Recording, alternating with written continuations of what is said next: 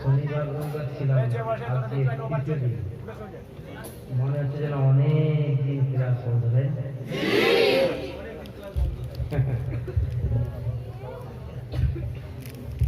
بسم الله الرحمن الرحيم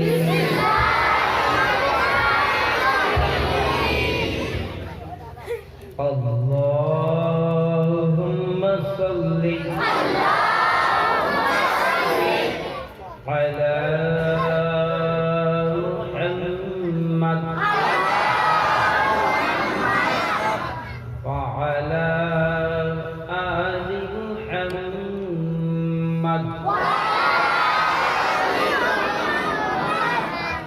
كما صليت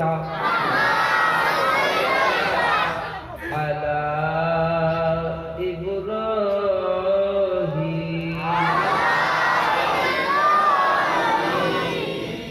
وعلى آل إبراهيم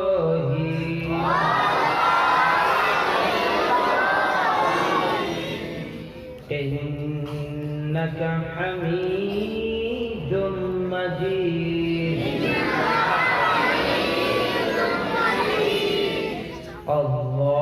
اللهم بارك على محمد وعلى آل محمد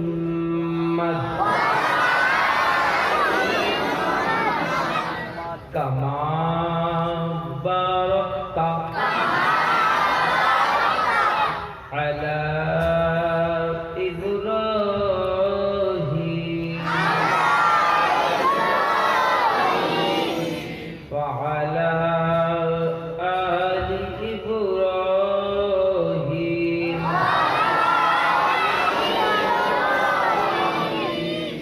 إنك حميد مجيد رب زدني علما رب زدني علما رب زدني علما رب اشرح لي صدري ويسر لي أمري واحلل عقدة من لساني يفقه قولي وبك نستعين يا مستعان كلمة شهادة أشهد أن لا إله إلا الله وأشهد أن محمدا عبده ورسوله কালিমা শাহাদাতের অর্থ আমি সাক্ষ্য দিতেছি যে আল্লাহ তাআলা ব্যতীত ইবাদতের যোগ্য আর কেউ না। আমি আরো সাক্ষ্য দিতেছি যে হযরত মুহাম্মদ মুস্তাফা সাল্লাল্লাহু وسلم الله تعالى ربي يا رسول الحمد لله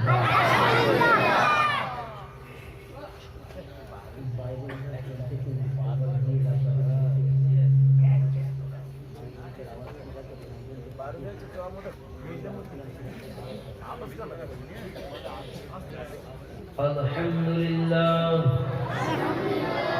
الحمد لله نحمده ونستعينه ونستغفره ونؤمن به ونتوكل عليه ونعوذ بالله من شرور أنفسنا ومن سيئات أعمالنا من يهده الله فلا مضل له ومن يضلله فلا هادي له ونشهد أن لا إله إلا الله وحده لا شريك له ونشهد أن محمدا عبده ورسوله الذي أرسله بالحق بشيرا ونذيرا وداعيا إلى الله بإذنه وسراجا منيرا فقد قال الله تبارك وتعالى في كلامه المجيد والفرقان الحميد أعوذ بالله من الشيطان الرجيم بسم الله الرحمن الرحيم الحمد لله الذي خلق فسوى والذي قدر فهدى والذي أخرج المرعى فجعله غثاء أحوى صدق الله العظيم সমস্ত প্রশংসা সেই মহান আল্লাহ রাব্বুল আলামিনের দরবারে যিনি বড়ই ভালোবেসে মেহেরবানি করে দীর্ঘ 3 দিন পরে আজ চতুর্থ দিন আবার সেই কোরআনের মহব্বতে তার টান মেরে মহান আল্লাহ আবার আনিয়েছেন, বসিয়েছেন, জড়ো করিয়েছেন। তাই সর্বপ্রথম সেই মহান আল্লাহ রাব্বুল আলামিনের দরবারে শুকরিয়া স্বরূপ সকলে এক জবান হয়ে বলে উঠি আলহামদুলিল্লাহ। অগণিত দরুদ বর্ষিত হোক সেই নবীর প্রতি যার জন্য আমি আপনি তামাম কায়নাত সৃষ্টি করা হয়েছে। সকলে মহব্বতের সাথে বলেন আমিন।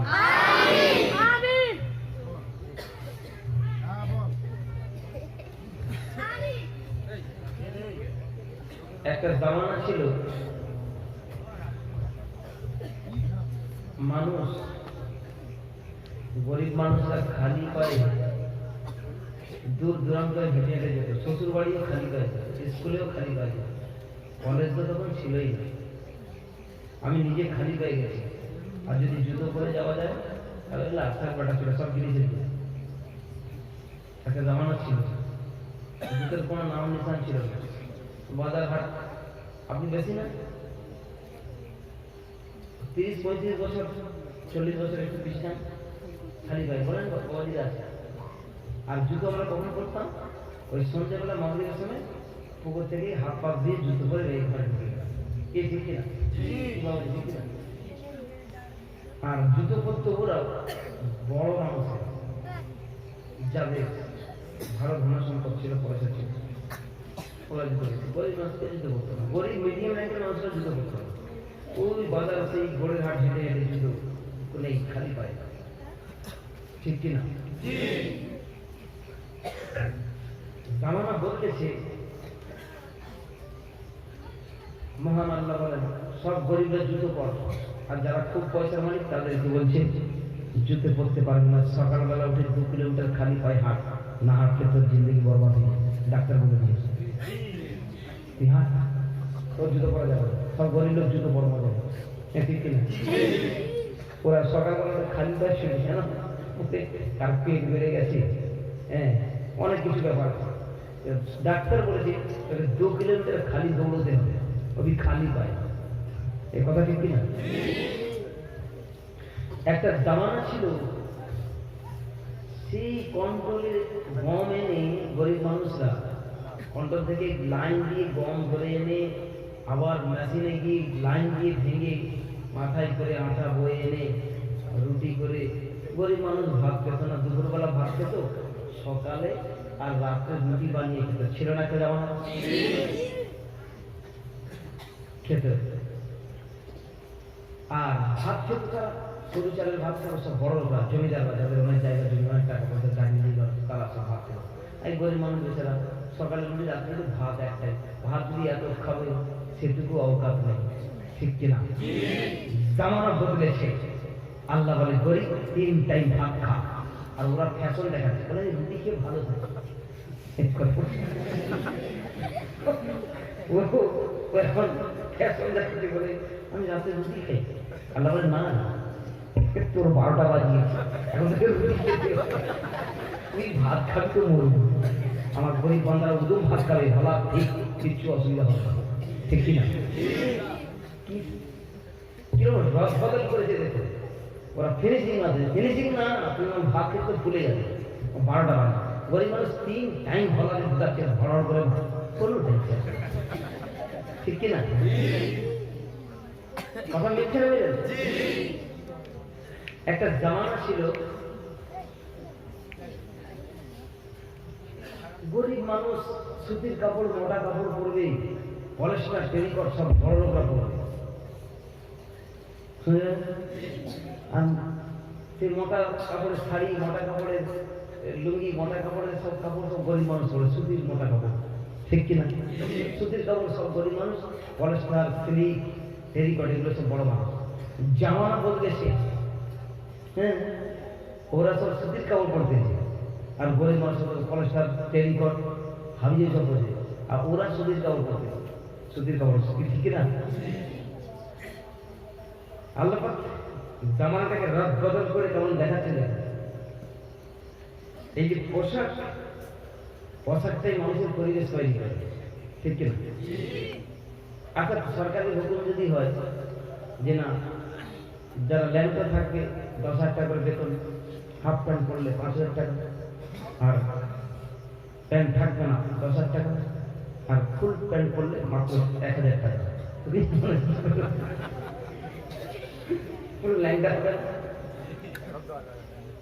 আমেরিকার একটা জাহাজ QM2, তার নাম QM2, শুনছেন? নেটে সার্চ করলে পাওয়া যাবে। সেই জাহাজটা, তার আইন হলো, কানুন হলো, জাহাজের বেটা ছেলে ঢুকুক আর মেয়ে ছেলে ঢুকুক, প্রথমকার গেটে সব কাপড় খুলে দিয়ে ওর নাম গেটে তাদের পরিবেশ, ভালো পরিবেশ, বলেন নাউজুবিল্লাহ। এটা বলে ভালো। তারা কেমন বোঝাচ্ছে না, আমরা জন্ম হয়েছিলাম ল্যাংটো, বয়স হচ্ছে কি হয়েছে, ল্যাংটো অসুবিধা, আমরা তো জন্ম পাঠিয়ে ল্যাংটো। এদেরকে বলে বুদ্ধিজীবী। কি জীবী? বুদ্ধিজীবীর কথা আগে শুনেছি। ওই বুদ্ধিজীবীদের তার কাটা থাকে না।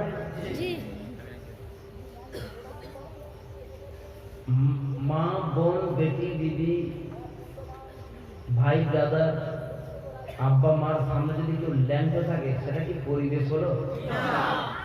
সেটা কুকুর আর জানোয়ারের থেকে কোনো কিছু একটুকু পার্থক্য হলো কি? জানোয়ার আর ইনসানের মধ্যে কোনো পার্থক্য নেই। আজ তাম পৃথিবী দিকে লক্ষ্য করে দেখুন, মুসলমানেরা পর্যন্ত এমন পোশাক পরিধান করে, এমন লেবাস পরিধান করে, জানোয়ারের থেকেও খারাপ। অনেক কুকুরকে মানুষ শখ করে জিন্সের কাপড় পরিয়েছে, দেখুন এখন, ঠিক কিনা? এখন কিছু বড় মানুষরা কুকুর নিয়েই তার শখ, কুকুর নিয়েই গাড়িতে যাওয়া আসা, কুকুর নিয়ে তার ঘরে, তাকে আদর আর কোথাও কিছু পায়নি। নিজের বাচ্চাকে আদর করে না যতটা আদর কুকুরকে করে, সে আছে না?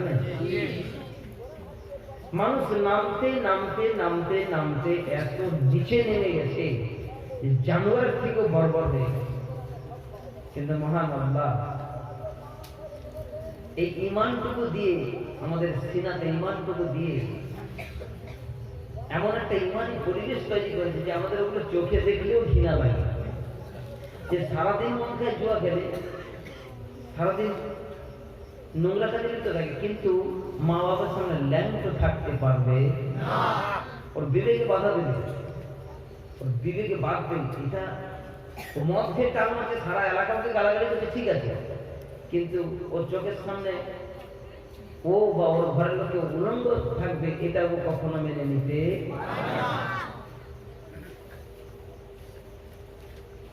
মুসলমান তার ইমানটা যদি একটু চেক করে, মানে প্রতিদিন একটু করে চেক করে যে আজকের ইমানটা কতটা বাড়লো না কমলো, নিজে নিজে চেক করতে পারবে। ওটা বলে দেবো, নিজের একটা হেডকোয়ার্টার আছে, এই হেড অফিস, এখানে কিছু আছে হেড অফিস।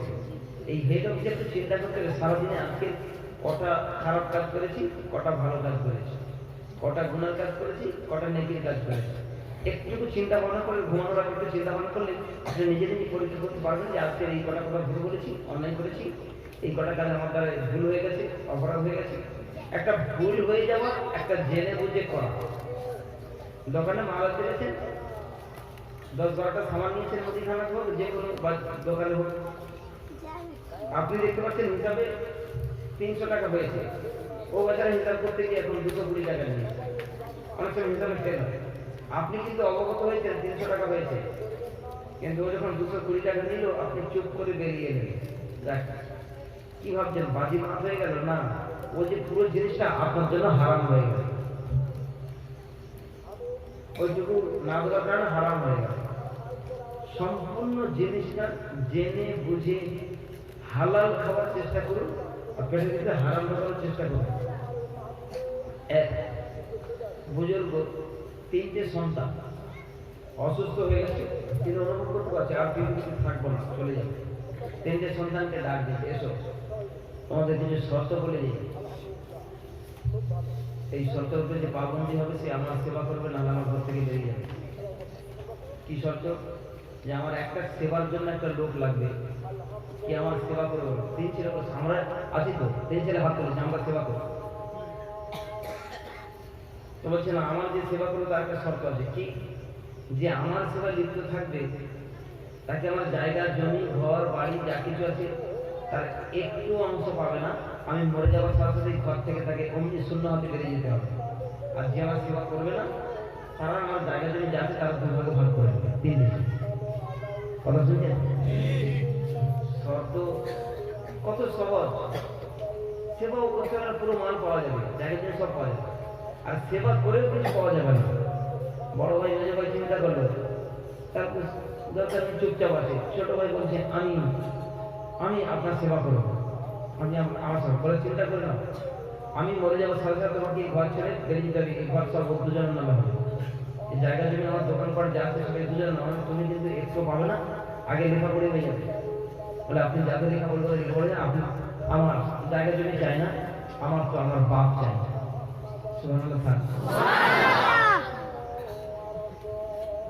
স্ট্যাম্প পেপারটা লিখে দিল, তার 2জনে খুব খুশি।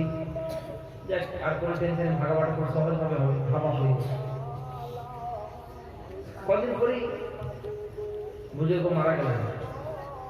মারা যাওয়ার সাথে সাথে বাপের কথা অনুযায়ী, ওয়াদা অনুযায়ী যেইটুকু কাপড় বেচারা পরেছিল, ওই কাপড়টুকু পরে নিজের বেবি বাচ্চাকে বেরিয়ে গেলেন। খাল ধারে গিয়ে, সরকারের জায়গার উপরে গিয়ে একটা ছোকরা বেঁধে থাকে। বাপের কথায় পাবন্দি আছে, বাপের একটি জায়গা নেই। শুধু মা বাপের কথার উপরে পাবন্দি থাকলে তার কি ফায়দা, বরকত কাকে বলে শুনে নিন। জন্মজুর খাটে লোকের কাছে কোন রকম সংসার চলে।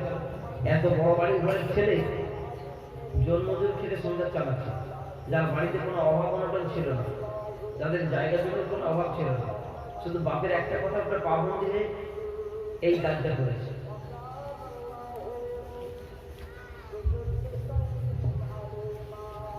একদিন বিবি বলে একটু একটু করে পয়সার জন্য একটা ভালো পয়সা জমেছে, কত পয়সা জমেছে বার কর, মেয়েরা সে পয়সা জমে না, বার করে দেখছে যে এতে আর কি হবে, খুব জোর একটা ভালো করে বাজার করে খাওয়া দাওয়া করা যাবে, ওর থেকে বেশি কিছু হবে। বলে তাই হোক গে, বাচ্চা দুটো আছে, অনেকদিন ভালো করে খাওয়া দাওয়া হয় না, আর তুমি বাজার করতে যাও, বাজার থেকে ভালো মাছ কিনে আনবে। শুনছেন, আজকে আলোচনা হয়েছে, রাত্রে শুয়েছে, কালকে বাজার হলো, স্বপ্ন দেখছি আব্বাকে রাত্রেবেলা, আব্বা দীর্ঘ 6 মাস পরে স্বপ্ন দেখাচ্ছে, বাবা অমুক জায়গায় একটা ভালো অঙ্কের মাল গোপন করে রাখা আছে, তুমি গিয়ে সেই জায়গা থেকে মালটা নিয়ে নেবে। ওই সন্তানকে জিজ্ঞাসা করে স্বপ্নের মাধ্যমে, আব্বা ওই মালটা কি হালাল? বলছে না বাবা, মাল প্রচুর আছে কিন্তু মালটা হালাল না। তো বেটা বলে আমার দরকার নাই, যে মাল হালাল না এমন যত বেশি হোক আমার দরকার, তো মাল কিন্তু প্রচুর আছে, সন্তান বলে আমার দরকার নাই। তো বাপকে স্বপ্ন দেখে সেদিন আর বাজার করতে গেল না। এইরকম স্বপ্ন কেন দেখলাম একটু চিন্তিত হল। দ্বিতীয় দিনে ঘুমেছে, ফের আব্বাকে স্বপ্ন দেখছে, বলে আরেক জায়গায় বাবা একটু তার থেকে একটু মাল কম আছে, তুমি ওই মালটা যাও খুলে নাও, বার করে দাও, ওটা গোপন করে দেখাচ্ছে, কেউ জানে না। স্বপ্নের মাধ্যমে জিজ্ঞেস করছে মালটা কি হালাল? তো বলছে না, ও মালটা হালাল না, তাহলে দরকার নেই। এখন ওই 2-3 দিনে যে পয়সাটুকু জমেছে ওগুলো তার বাজার খেয়ে শেষ, আর কি ভালো মন্দ করে খাবে? বাপকে স্বপ্ন দেখতে পাচ্ছে, একটা চিন্তিত হচ্ছে, ভালো মন্দ খাবে, এতদিন পরে বাপকে দেখতে পেয়েছে, এখন আব্বা চিন্তা করছে এইটুকু বয়স আছে। 3 দিন ফের স্বপ্ন দেখছে যে বাবা এক জায়গায় সামান্য একটু অল্প স্বল্প একটা মাল আছে, অনেক সময় ওইটা নিয়ে নাও। বলে আব্বা ওটা কি হালাল? বলে যে ওটা কিন্তু হক এবং হালাল, বলে সে অল্প হোক সেটাই নেই।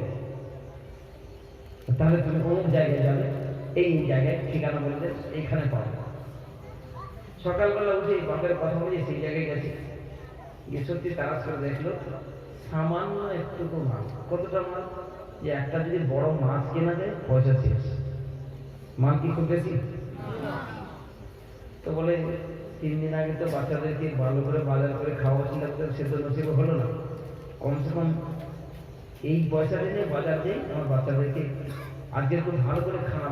অনেক সময় আমাদের মনে সকালে যে আজকে একটু বিরিয়ানি হোক, আজকে একটু গোস কোরমা হোক, মানে কতদিন ভালো মন্দ খাওয়া হয় না, আজকে 6 মাস হয়ে গেল, চল আজকে বাজারে যাই।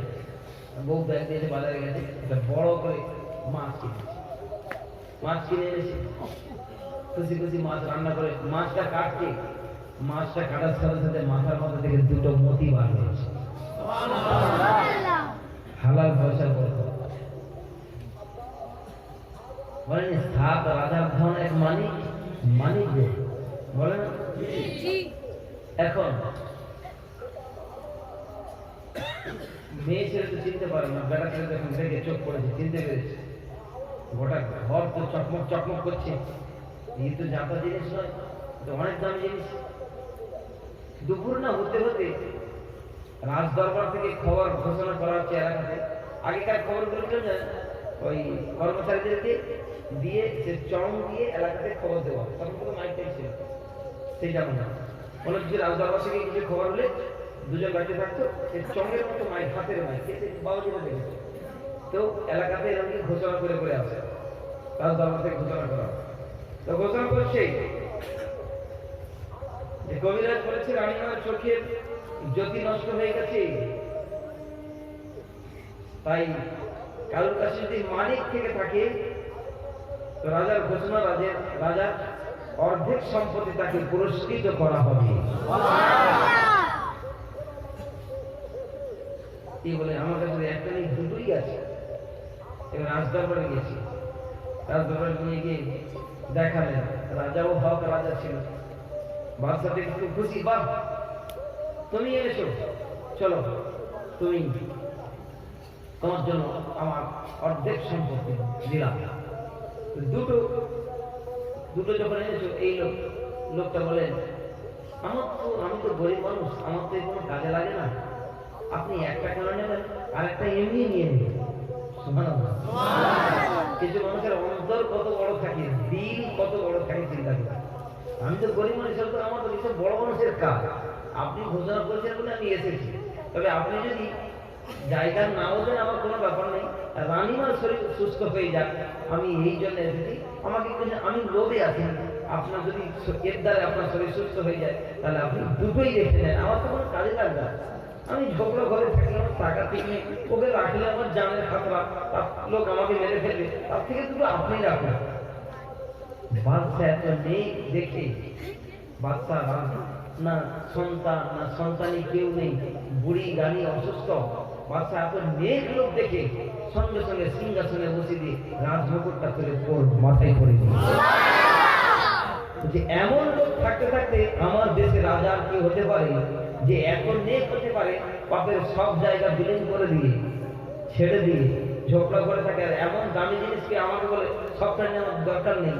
তাহলে এত ভালো করছে, আমার কেউ নেই, কোথাও নেই, ওয়ারিস নাই, তাহলে দেশ চালার জন্য বাবা আমি সিংহাসন থেকে নিয়ে তোমাকে সিংহাসনে বসিয়ে দিলাম, আজ থেকে তুমি এই দেশের রাজা।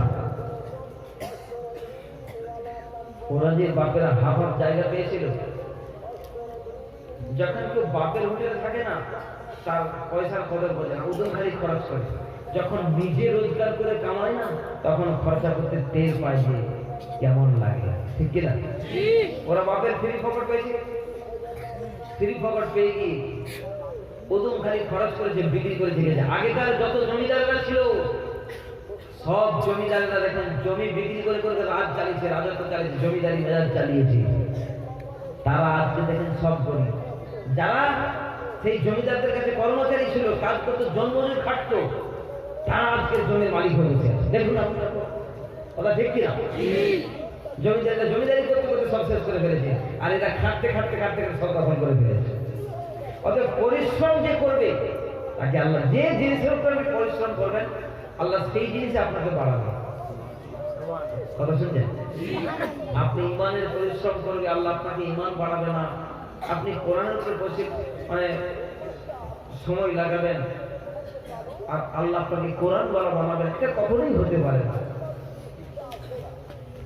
যে জিনিসের উপর মেহনত করবেন সেই জিনিস আপনি পারবেন। এই যে আমাদের প্যান্ডেলটা করতে লাখ টাকা তো বেরিয়ে গেছে, আর বেশি তো কম না, কি তাই? এত টাকা পয়সা খরচ করে এত পাখা, এত টিউবলাইট, এত মাইক, এত এই সব লাগিয়ে এত টাকা খরচ করে একটা প্রশিক্ষণ চলবে আর আল্লাহ কিচ্ছু পুরস্কৃত করবে না, এটা হতে পারে না। আল্লাহ বলে আমার কোরআন তো সব জায়গায় পড়ানো, মসজিদ মাদ্রাসায় মক্তবে সব জায়গায় পড়ানো চলছে, ঠিক না? কিন্তু এত লাখ লাখ টাকা খরচ করে কি চলছে?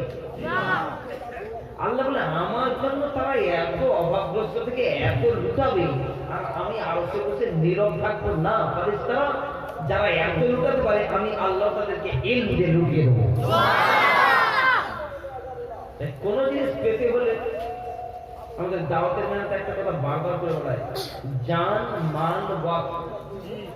আমরা এখানে তিনটে জিনিস লাগিয়েছি, এই মেহনতে আমরা তিনটে জিনিস লাগিয়েছি। নিজের জান লাগিয়েছি, কি লাগাই? মাল লাগিয়েছি, এই যে 2 ঘন্টা বসে আছে সময় দিচ্ছে না, তিনটে জিনিস যার প্রতি লেগে যাবে, শুনছেন? তিনটে জিনিস যার প্রতি লেগে যাবে সে খুবই স্পিড করতে আপনার সিনাতে চলে আসবে। তিনটে যদি একটা কোনো দিক থেকে কমই হয় আসবে না, তো সহজ কত সহজ আসবে। তাই তিনটে আসবে। বুড়ি তেলে ভাজা বিক্রি করে, শুনেছিলাম, মনে আছে?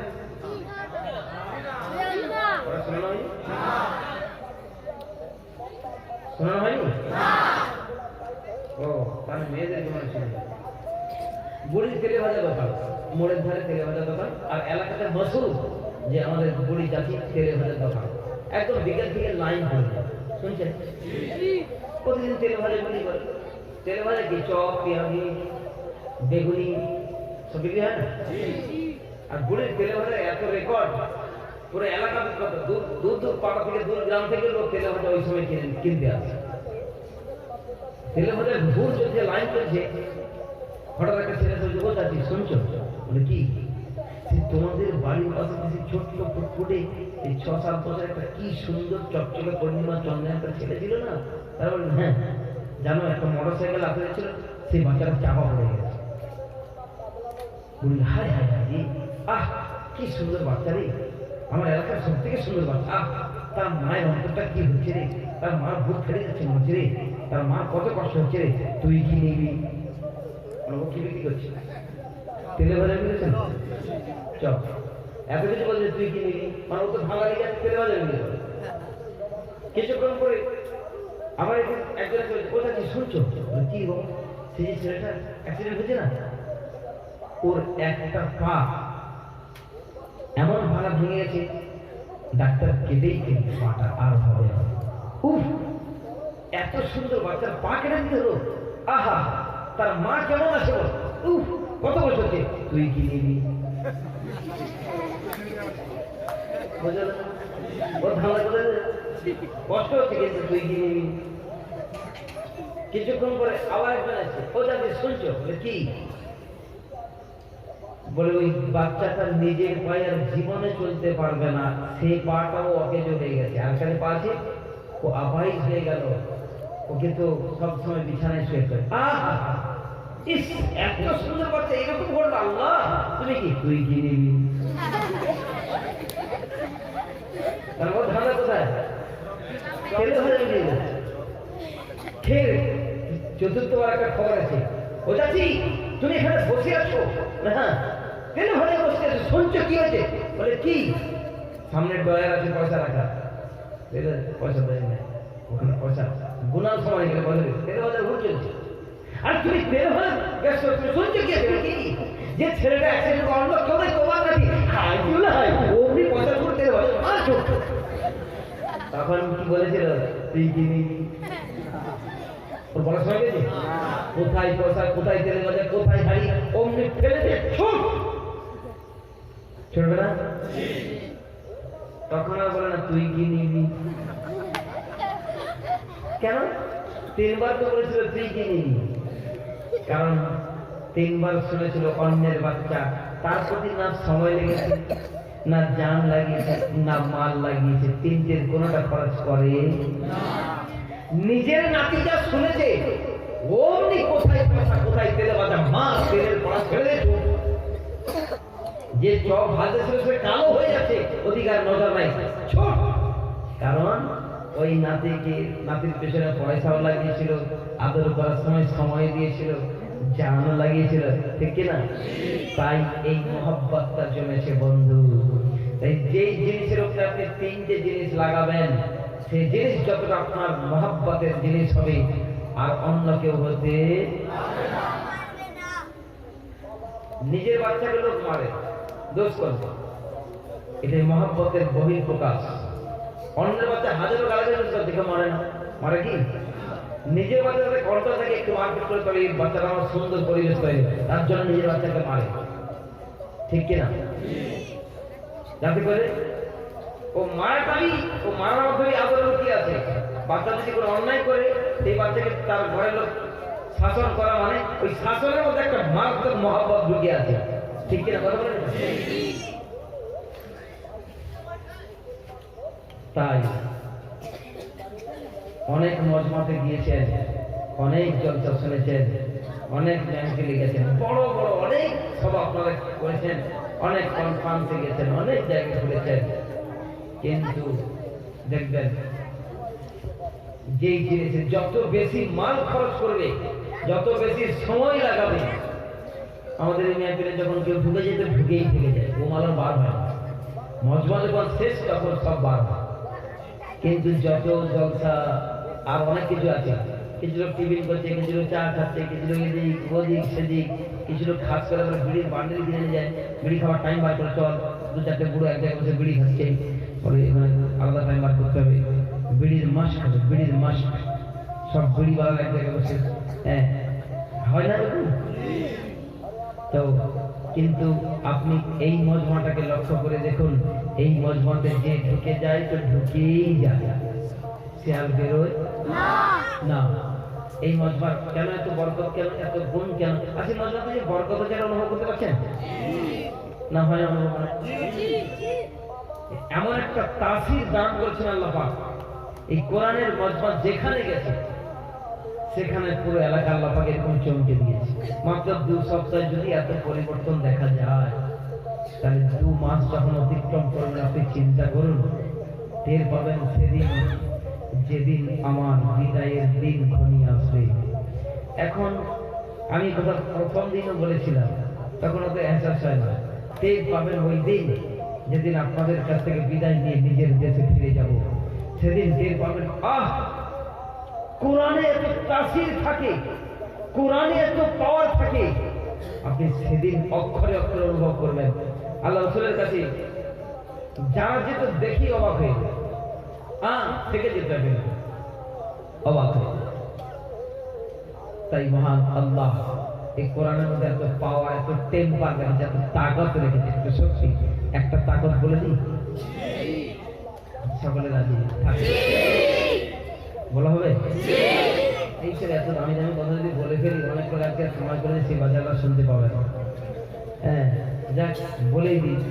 আজকে সারা দিন সফরে ছিলাম, সেই 4টের সময় উঠেছি বিছান ছেড়েছি, বুঝতে পেরেছি? ভোর 4টে। সেই সেখান থেকে 2টো নদী পার করে আলহামদুলিল্লাহ এখানকার বাবাজিরা গাড়ি নিয়ে আমাকে আনতে গেছে, ডায়মন্ড থেকে তুলে ওখানে রায়চকটা আমাদের সুবিধা হয়, ভ্যাসে 15 মিনিট আসতে, আর ডায়মন্ড গেলে আমাদের 40 মিনিট লাগে।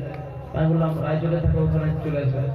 এখন ভ্যাসেল দাঁড়াচ্ছিল, আমি টিকিটটা কেটে এখন রায়চকটা চলে ভ্যাসেল, আর ডায়মন্ডে চলে লঞ্চ। এখন ওখানে নতুন ভ্যাসেল দিয়েছে আমার জানা নেই, আমি টিকিট কেটে সরে ভ্যাসেল মানে রায়চক আসবে, আর নদী দিয়ে দেখছি মাল ডায়মন্ডে মুভ করেছিল। পাবলিক যে বোঝা যাবে ওটা ডায়মন্ড, আর আমাদের লোক দাঁড়িয়েছে রায়চকে। আমি ফট করে ফোন করলাম, ছুটে ডায়মন্ডে দাঁড়ো, তো মিস্টেক হয়ে গেছে। বেচারা আবার ছুটে ওখানে আসলো, ওখান থেকে